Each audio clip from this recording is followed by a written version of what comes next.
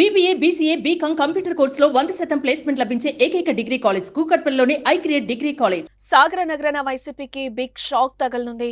YCP mayor పీఠం చేజారిపోయే పరిస్థితులు ఏర్పడ్డాయి. సార్వత్రిక ఎన్నికల్లో విజయం సాధించిన వెంటనే విశాఖ మేయర్ పీఠంపై కన్నేసిన కూటమి ప్రణాళికాబద్ధంగా దానిని దక్కించుకునేందుకు సిద్ధమైంది. వైసీపీ కార్పొరేటర్లు ఆ పార్టీకి టాటా చెప్పి సైకిల్ ఎక్కేందుకు రెడీ అయ్యారు. 12 మంది కార్పొరేటర్లు టీడీపీలో, 9 మంది జనసేనలోకి జంప్ అయ్యేందుకు సిద్ధమయ్యారని తెలుస్తోంది. నేడు పార్టీ మారతారని సమాచారం అయితే అందుతోంది. ఈ మేరకు నగర శివారులోని ఒక రిసార్ట్లో పార్టీ మారేందుకు సిద్ధమైన కార్పొరేటర్ల కీలక సమావేశం నిర్వహించారు.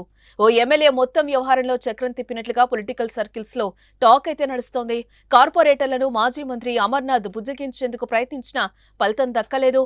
మేయర్ ఛాంబర్లో నిర్వహించిన సమావేశానికి 25 మంది కార్పొరేటర్లు డుమ్మా కొట్టారు. మేయర్ పీఠం కోల్పోతూ వైసీపీ విశాఖపై ఉన్న పట్టు కోల్పోయినట్టే. ఇప్పటికే ఇటీవల జరిగిన ఎన్నికల్లో ఒక్క సీటును కూడా గెలుచుకోలేకపోయింది. అన్ని అసెంబ్లీ సెగ్మెంట్లలో టీడీపీ, దాని కూటమి పార్టీలైన బీజేపీ, జనసేన అభ్యర్థులు భారీ మెజార్టీతో గెలుపొందారు. ఇప్పుడు మేయర్ పీఠం కూడా దాదాపు దూరమయ్యే అవకాశం కనిపిస్తోంది. జీవీఎంసీ కౌన్సిల్లో మొత్తం 98 మంది కార్పొరేటర్లుండగా వారిలో టీడీపీకి 31 మంది, జనసేన పార్టీ నుండి 5గురు, బీజేపీ, వామపక్షాలకు ఒక్కొక్క కార్పొరేటర్ ఉన్నారు.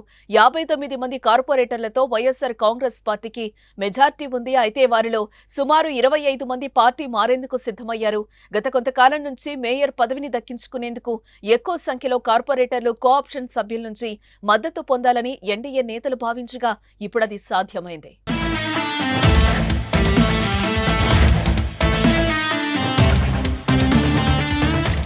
సుమన్ టీవీలో మీ పర్సనల్ అండ్ బిజినెస్ ప్రమోషన్స్ కోసం కింది నెంబర్కి కాంటాక్ట్ చేయండి.